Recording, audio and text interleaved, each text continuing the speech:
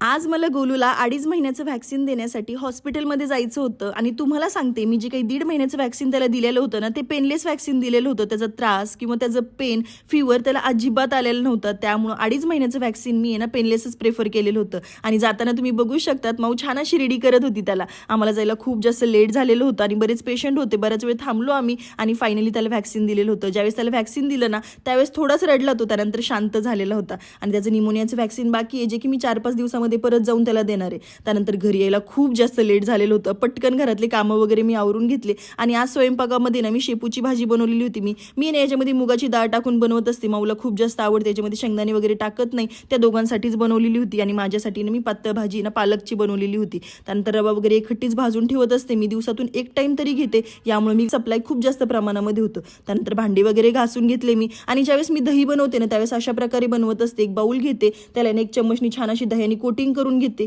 यामुळे ना मस्त असं मलईदार दही तयार होतं. याच्यामध्ये दूध टाकते आणि रात्रभर ठेवत असते. त्यानंतर फ्रीजमध्ये ठेवते आणि तुम्ही बघू शकतात किती मस्त मलईदार दही तयार झालेलं होतं. सो तुम्ही पण असं दही नक्की ट्राय करा. Thanks for watching. भेटूया उद्याच्या व्लॉगमध्ये. बाय.